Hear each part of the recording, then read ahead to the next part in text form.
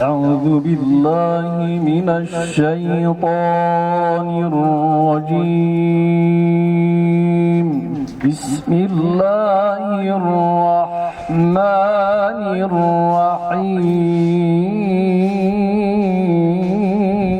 الرحيم ما كان للمشركين أن يعمروا مساجد الله أقام الصلاة شاهدين على الحمد لله ام گلی اجبی ملت خواه ممنون و رادینه خدا تعالی خیره و گلی مظن بکه چیزی که 20 مدرسه ایرودوانه ده هنه همی بخیره وی ملت هنه خیره و زنگین و خیرخوازا اون هنه تینه اداره کرن انشالله ام امیدن قوی پیش ده و هیز افتر جی انشالله و خیر خواه زیده تر بکن انشالله محقق کافر مال خود ریا گرتنا پیشیا اسلام ده خرج دکن یعنی مال صرف دکن ددن دقن پیشیا اسلامی بگیرن دقن مسلمان اسلام پیش و نچه ام دنیریج دنما پیغمبر علیه الصلاة والسلام پیدا اب شر هنه اب انفاق مال و دریا گرتنا پیشیا دین خودی ده صرف دکن حتی نها خدا گفت که فسینفقونها و هیچی بنفقینن چوا هم دبینن به تلفزیون خواه مال خرج بکن حتی فیلم و تیستی نباش نشان مدکن گنجلق آمد خراد کرد مکتب مده ایتیم آمده تعلیمات مده ده حیات میا شخصی ده حیات میا عمومی ده قانون اسلامی سر مرا کرن قانون خواه کافر آنین دانی سر ما همی خرج کرنا وی مال خواه دریا پیشی گرتنا دین اسلام ده اما خدا تعالی عز و جل بجه مال و وشوار ببی حسرت ببی قحر و کدر و مرق و خدا جل جلاله و تبدا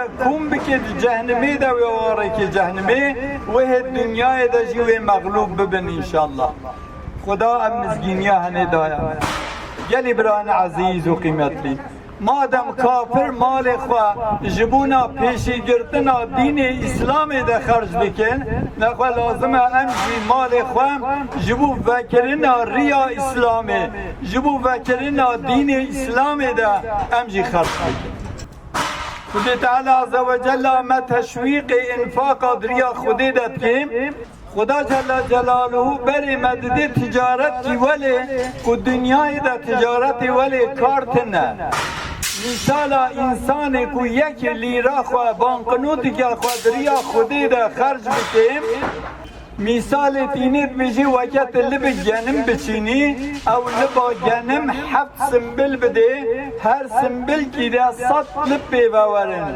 یعنی یک خیر آمد به 700 خیر عجبا کامش تجارت ببرسن گلو کی تجارت خویا دنیای ده یک لیرا وید به 700 لیره مادم ولی نه لازمه دولمن وظیفه خویا وکالت خودی ده وکالت خو بیننجه دقنه وی مال مگو کافر دریا گرتنا دین خودی ده خرج دکن او جریا وکرنا دین خودی ده خرج بکن وكرنا دين خودی بچشد به مدرسه به علمی به خوی کرنا فقه و فقیرا خوی کرنا عالما دستگیری و قدر گرتنا و اب وریا اسلامی بدبی. Ak Sanayici ve İş Adamları Derneği olarak bu medresenin destekçisi olmaktan mutluluk duyuyoruz. Şükrediyoruz bu hayırlı ilim yuvasının yapımında bizleri nasiplendirdiği için ne kadar hamd etsek azdır. Bizler biliyoruz ki en hayırlı yatırım böylesi ilim gören yuvalara yardımda bulunmaktır. Yardımda bulunmanın amacını da biliyoruz. Sadaka-i cariye hükmündedir. Ticaret demek fırsatları iyi değerlendirmek demektir. Bu vesileyle tekrardan hepiniz hoş geldiniz, sefalar getirdiniz. Rabbim bizleri hayırlarda yarışanlardan eylesin inşallah. Üstad Bediüzzaman'ın bu bölgede hayal etmiş olduğu Medrese-tü Zehra'nın bir küçüğü belki ileride birine müjde olabilecek bir medresenin temel atma töreni için burada bulunmaktayız. Öncelikle bu işe teşebbüs etmiş olan İttihad-ı Ulema'yı ve diğer yandaşlarını en kalbi duygularımla kendilerine teşekkür ederim. Rabbim hayırlı etsin, Rabbim muvaffak etsin. Bu medreselerin oluşmasında temenni ediyoruz ki Türkiye'de, bölgemizde toplumun hayatını değiştirebilecek bir alimin yetişmesidir. Hepimize hitap edebilecek, kitleleri arkasında sürükleyecek. Bir konuda fetva verdiği zaman fetvası Orta Doğu'ya hakim sürebilecek, yaşanabilecek bir alime ihtiyacımız vardır. Peki neden bu alim bizim bu bölgelerde vardır? Sevdalarımız elbette ki vardır. Bu düzeydeki bir alim niye bu bölgelerimizde yetişmiyor? İşte asıl sorun burada. Kıymetli Müslümanlar, bizler suç bizim suçumuzdur. En zeki olan çocuklarımızı seküler yetiştirmek için, dünyasını kazanabilmesi için Türkiye'deki en orijinal üniversitelere ve fakültelere gönderiyoruz.